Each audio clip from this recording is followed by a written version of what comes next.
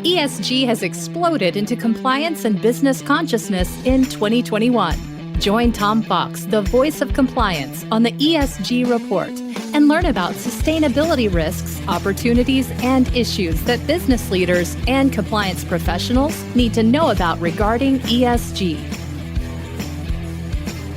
Hello, everyone. This is Tom Fox back again for another episode. And today I have with me Lawrence Heim. Lawrence has one of the most unique professional backgrounds I've seen, and he now runs Practical ESG.com. But most importantly, is the second fellow Texas Longhorn to be on any of my podcasts. So a big hook 'em and shout out. And thank you so much for taking the time to visit with me today. Thanks, Tom. I appreciate it. And I'm even more honored that I'm only the second Longhorn as well. So hook 'em back. So could you tell us a little bit about your professional background? Yeah, it's certainly has been a little bit of a circuitous route, probably the way that most folks are, but I've been in environmental sustainability, ESG in various ways for about 35 years, starting out as a legal assistant in the Austin office of Vinson and Elkins Environmental Practice, moved to technical consulting, then the in-house staff at what was back then a Fortune 150 manufacturer, took a leap into the unknown a bit to help launch an environmental risk consulting practice at the world's largest insurance broker, shifted back to technical consulting for more than a decade, and then recently landed here in something of a journalistic role with a brief stop at an industry association and their responsible sourcing program in between. I was doing some research for this podcast, Lawrence, and I saw your professional background on LinkedIn. It made complete sense to me that you're in ESG, and I don't know why, but I'd never thought about the path that you took. And I say that because in another life, I actually had an environmental practice in my law firm, and it just made complete sense. But I wanted to use that as a lead into the question of how did this varied background in various roles in environmental work lead to your current passion around ESG? Well, it's funny. I actually remember the day when my path kind of shifted. It was in 1993, and that was when the fire was lit to actually kind of see meaningful linkages between environmental management and business value. And kind of this is where the whole kind of path toward an ESG type of, I don't want to say end, but ESG path kind of started. And I actually talk about this moment in my book, but someone I know gave me a preprint copy of Michael Porter's Green and Competitive Ending the Stalemate essay that was published in Harvard Business Review ultimately. And that completely changed my way of thinking. Prior to then, I was really focused on environmental compliance, since that was the time, as you're well aware, that was a time of unprecedented and dramatic development of the regulations, the environmental regulations. This was in 1985 when I started up to the early 90s. But that essay really changed my way of thinking about environmental management and really started me going down this path that we now call ESG. The other part of your work that I found very interesting was that at Marsh. And yet again, in another life, I did insurance defense work and I did coverage work.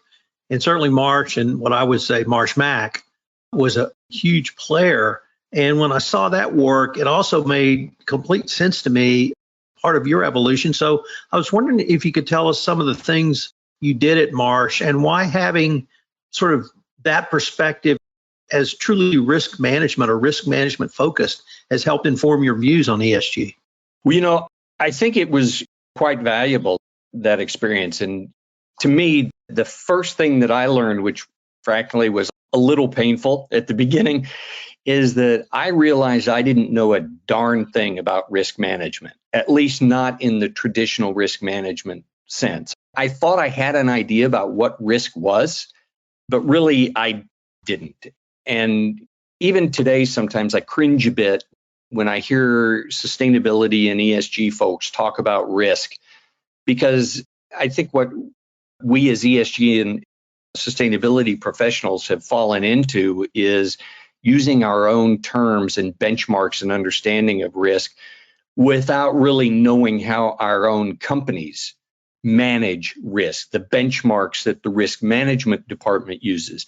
And it's really critical that ESG professionals discuss and work alongside traditional risk management folks within their own firm, because otherwise what happens is we as ESG professionals will use different terms, different definitions, and different benchmarks than those used by the company's risk management function. And we shoot ourselves in the foot when we do that. So it's really important. And what I learned first is that if we as ESG, if we're inconsistent with the company's own terms and definitions and views on risk and risk management, we really shoot ourselves in the foot in terms of credibility within the organization.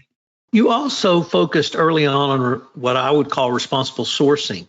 And I've always looked at that as a part of or a path to ESG. But I wondered, how did the responsible sourcing initiatives that you were involved with really inform your views on supply chain, and more importantly, the supply chain component to ESG? You know, I think the fact that there's significant ESG risk embodied in global supply chains, I think that wasn't a real surprise to me. But what I did learn, and what I was surprised by and continue to be to some extent, is how companies deal with those risks. I think some companies take meaningful and swift action to engage with and educate their suppliers on how to manage their own ESG programs. But at the same time, there are still companies at the other end of the spectrum that really do little more than continue reporting the same ESG supplier failures year after year. So that was a bit of a learning for me. And I got to admit, I still have to adjust my own thinking on occasion in realizing that different parts of the world do indeed place far different values on ESG matters than we do, say, here in North America or in Europe. And these things have continued to influence my approach and my thinking about supply chains. One of the most interesting evolutions over the past year during the pandemic for me has been this awareness of supply chains. And I frankly was a little surprised about that, because it's the largest spend every corporation has is in their procurement function.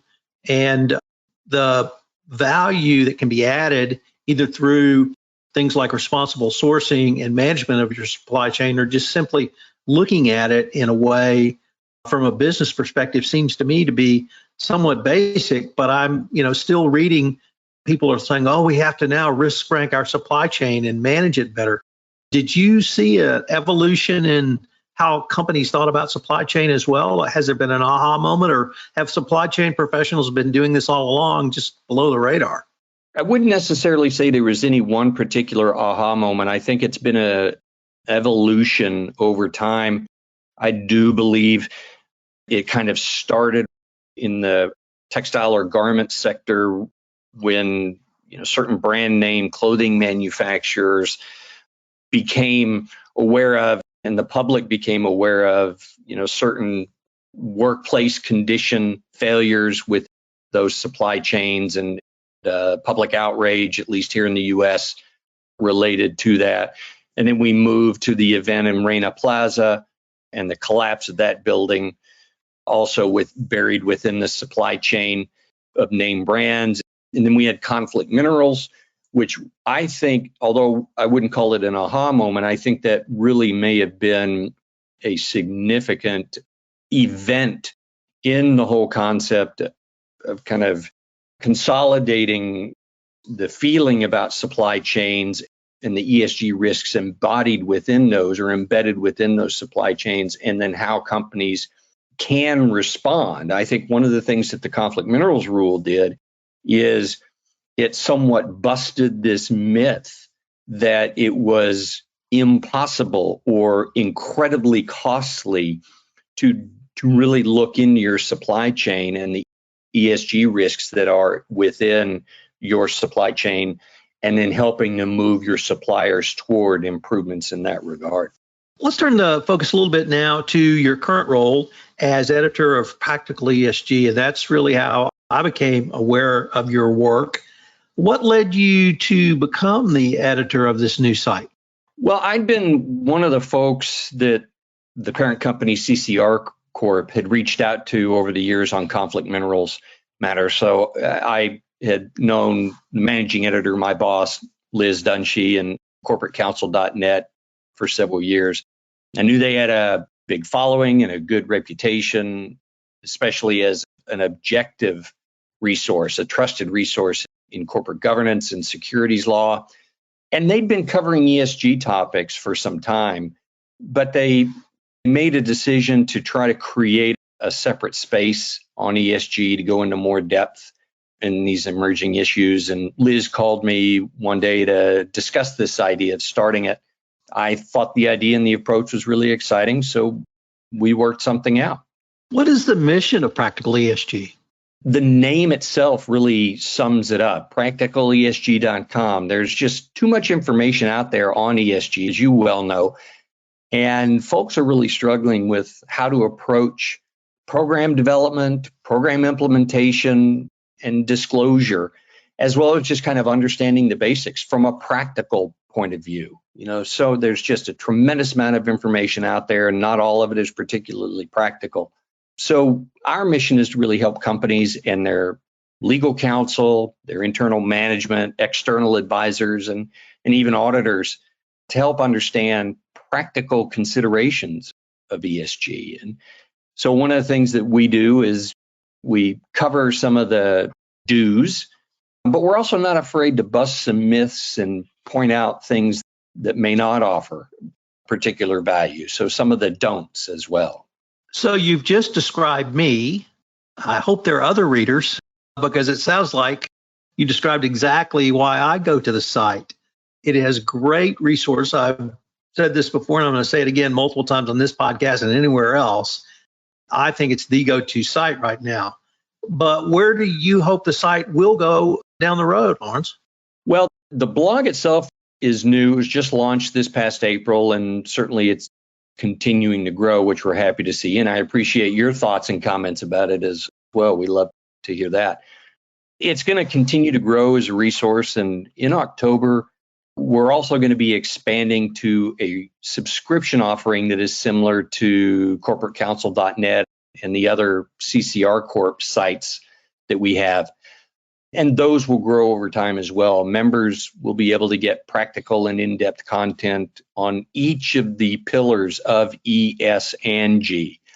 Each area will have curated content from third parties, original content from our staff and our advisory board, a compendium of other resources from law firms, auditors, governmental agencies, standards bodies.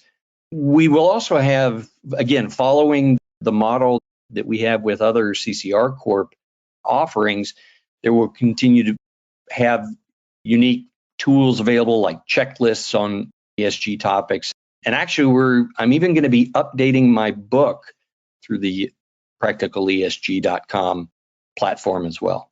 Well, I'm going to save your book for a special bonus segment that we're going to talk about your book. But I wanted to ask, for someone new to ESG or someone who's been assigned this role in a corporation and told go off and figure this out, where should they start? Wow, that's a tough one. Just the sheer volume of information that's out there right now makes it quite hard to sort the wheat from the chaff, or sometimes even find a starting point. I think one approach might be to just find a starting point and start reading, but keep a skeptical mindset. And I think that's probably the most important thing, is to maintain a skeptical mindset. If somebody reads something and it doesn't make sense, well, you know what? It probably doesn't make sense. Don't expect to find the answer, certainly not right off the bat. The thing is that there's credible and valid information arguing different sides of the same coin. There is conflicting information, and some of the conflicting information is very solid, very valid, and quite reasonable. I would say, at least at the beginning, stick to information sources that you've got confidence in. that you feel or know are credible, but then dig a little deeper. The documents that are referenced, the source documents within any of those information sources that you're reading, take the time to go find those documents and read those yourself and come to your own conclusion. I think maintaining that skepticism is kind of critical right now. So I've been pretty passionate about advocating that the chief compliance officer and the corporate compliance function is well suited to lead a corporate ESG effort. That, however, is not a unified position within the greater compliance community. And I was wondering, do you have an opinion on this topic one way or the other? There's no question to me that the CCO absolutely has a meaningful role to play. But I think where things kind of begin to diverge is that every company is different, not only in terms of size, culture, industry sector. There are a lot of differences that come into play. The CCO may be best suited to lead ESG in one particular company, but another company may be better served by having it someplace else, like maybe finance or legal or operations. It depends in part on who at the company has the passion and skills to lead this undertaking. The necessary skill set includes technical understanding. You need to be able to collaborate with other folks within the organization, get their buy-in from a lot of other departments. I do feel strongly that where in the organization ESG lives reflects how seriously the company takes ESG. For instance, companies that have ESG living in, for instance, marketing and communications, I think they generally see ESG as little more than a marketing brochure. To contrast, when ESG reports directly to the CEO, or in some cases does indeed fall under the CCO, the function is more gravitas and impact and tends to get employee and staff attention a little more so. So let me turn to some topics kind of down the road in that veiled land of the future. But let me start by asking, over the past year during the pandemic, starting perhaps March 2020, and now as we're opening up the economy a little bit, did that pandemic change companies' approach to ESG from your perspective? I think it has had an impact, and I think it's been a positive one in that it forced companies to really take a look at how they deal with certain aspects of the S and focusing on employees. How is it that we can best serve our employees? They're a key stakeholder in all of this, in how companies function, and how employees were treated in terms of managing the whole COVID crisis, working from home being a key part of that. We're starting to see some of the new announcements and over the last couple of days about returning to the office. And there's been concern about how some of those companies may be managing that and then how the workforce may be responding to that. I think, to me, that's probably the most significant ESG impact that coronavirus has had. I think it's been a positive. Now let me turn down the road a little bit to perhaps 2025 or beyond. What do you see companies needing to be thinking about in terms of a more long-term ESG strategy? Well, first off, let me say that I've never been particularly accurate when it comes to reading crystal balls. So let me put that out there. However, I do think that the things that companies, if they're not already thinking about and making meaningful progress towards, I think in 2025, companies are going to be forced to deal with climate programs. I think water availability and use is something that is not getting the attention that it should be right now. And yet here, the whole Western United States is in what people are now considering to be a permanent drought. I think diversity, equity, inclusion is no longer going to be kind of a standalone issue. It's going to be fully integrated, or at least that is certainly my hope, integrated into the culture of companies. I think companies at that time are going to be forced to understand what I call the new power of the proxy in shareholder initiatives, what we saw with ExxonMobil and a minor shareholder being able to dramatically alter that company's future. And then I think, perhaps at a more tactical level, ESG disclosures, and one of my favorite topics, improving controls and verification for self-generated ESG data. So now let me turn to your book, Killing Sustainability. I'd first like to ask why you wrote the book, who the audience is, and tell us a little about your upcoming update. I wrote the book really to just kind of clear my head in a lot of ways. I had been writing on sustainability and ESG topics through my former company, Elm Sustainability Partners, through their blog, and had aggregated years worth of thoughts in that blog and decided, it might be a good idea to write a book about it, kind of consolidate those thoughts and then kind of put them in a consistent theme and maybe have it flow and make it sense. That was a different time. I wrote it in late 2017. It was published in 18. And at that time, there was not a whole lot of information, valid, credible information out there that really made sense. A tremendous amount of academic work, but translating that to something that was practical and meaningful, that kind of Rosetta Stone did not yet exist. And this was before the current status of things now, with so much emphasis and so much new study and new information on the topic. What I wanted to do was kind of, as the title implies, my feeling based on client work was this old sense of what sustainability was. It just wasn't working. And it had lost any credibility within senior management at many, many companies. And part of it had to do with actually use of the word itself. And so the basis of the title, Killing Sustainability, was, look, I'm not talking about killing the concept, but let's stop using that word because there's baggage associated with that word, and it's long-standing baggage. So let's change the conversation. Let's even change the terminology and the words and have it be more aligned with how senior management sees things and how they want to hear communications presented to them. That was the basis of the book. Unfortunately, what happened was almost immediately after it was published at the beginning of 2018, the world changed in ESG. And I think that's a good thing, actually. And these conversations really began to be more real. They began to be more rooted in business and make more sense.